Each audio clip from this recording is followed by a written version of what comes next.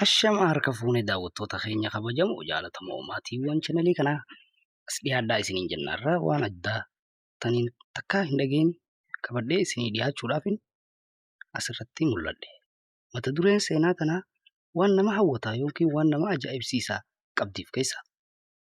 Garuu osoon seenaa tana isiniif hin jalqabin namni chanelii kanatti haaraya subscribe akka nu gootan laayikiidhaa isin dagatinaa sheer godhaa akka viidiyoon kun nuuf bakka hunda wal ga'u. Dura irratti gaafii takkaan isin gaafadha. Kan jedhu dhiirti gurguramtutu ni dhiiroo maaliif dirqama maaltu isaan gurgursiise? Namni bitatu hoo silaa eenyu? Kan jedhu. Akkas jennullee Lubnaan biyya Islaamaati. Mallee biyya Arabaati. Magaalaa Lubnaan takka keessatti magaalaa takka tan biyya Lubnaan keessaa argamtutti baname daldalli gurgura dhiiraa.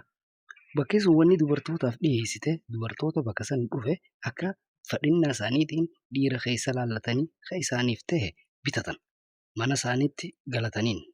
Bakki sun isiin gamoo wal gubbaatti ijaarame. Gamoo hundi keessa garee takka tan dhiirsaa tan akka ajaa'ibaatti tajaajilamtu argama bakka sanitti. Intala takkaatu dhufe guyyaa tokko bakka san akka tasaa bakka sanirraa gurbaa tokko bitachuudhaaf. Gurbaa gaarii isiidhaaf ta'u keessa laallattee bitachuuf bakka san dhufte.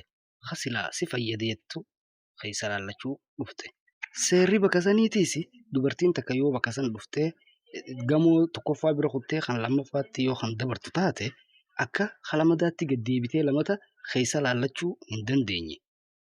Erga dhuftee mana naggadaa san ol seente gamoo tokkoffaa irratti barreeffama agarte. Barreeffamni sun akka jedhu dhiirottiin bakka kana keessa jiru warra dalagaa qabu kan Rabbi sodaatu. Gamoo lamataatti dabarte. Gamoo lamadaatti irrattis akkasumatti barreeffama agarte. Barreeffamni sun kan jedhu dhiirottiin gamoo lamataa irratti argamu kunis warroottan hojii qabu. Rabbillee sodaatu garuu ammoo ilmoo dhaluu jaalatu. Gamoo sadaffaatti dabarte. Wayita gamoo sadaffaatti dabartuus barreeffama akkasuma jedhu kan jedhu gamoo tana namni jiru kun guutumattuu warra Rabbi sodaatu ilmoo dhaluus jaalatu garuu bifaa fi bareedinallee haalaan qaban ofitti nama harkisanii barreeffama jedhutu gamoo sadaffaa irrattis barraa'ee jira. Sanis bira kuttee gamoo afuraffaatti dabarte. Gamoo afuraffaa irrattis wanni barraa'ee jiru jechuma akkasiiti kan jedhu gamoo tanarratti dhiironni argamu kun hundi isaatu warra Rabbi sodaatu warra ilmoo dhaluus jaalatu warra haadha manaa isaanii hojii hundarraa'u gargaaree cinaa dhaabbatu. Ajaa'ibdeetii intalti akka malee ijaartee barreeffamni kun dhiiroo maalumaaf barreessan bakka itti dhiirsa gurguranii yaa'anii ammas maali barreeffamni akkanaa jettee ajaa'ibdee bira kutte sanis gamoo shanaffaatti dabarte. Ammas gamoo shanaffaattis akkasuma barreeffama barraa'ee jiru agarte. Dhiirsonni gamoo shanaffaarratti argamu kun warroottan akka haadha mana isaanii tajaajilanii waan isaan barbaadu hundi irraa gargaaran bifaa fi bareedina nama ifitti harkisuus ni qaban. Ammoo gama jaalalaatii fi haasawa dhalaa garaa laaffisuutillee dandeettii baay'ee qaban kan jedhu irra barraa'e.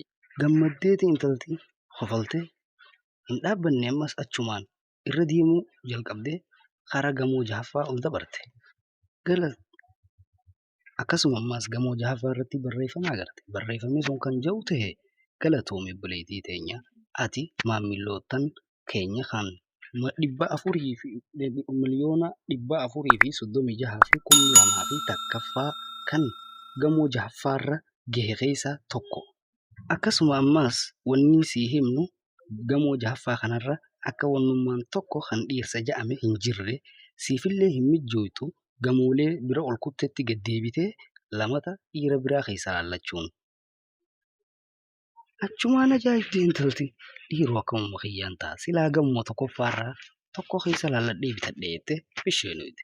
Dubbiin tun wanni fakkaattu dhalaan waan jaalattu takka fi waan barbaaddu kaanumarraan kaan jechuu malee kan duroo dhufe naaf ta'a jettee hin laallattu jechuudha na fakkaatti. Galatoomaa isiniin jenna daawwattoota keenya hanqa viidiyoo kan kana fakkaatuun walitti dachaanu hundi keessanuu nagaan naa tura.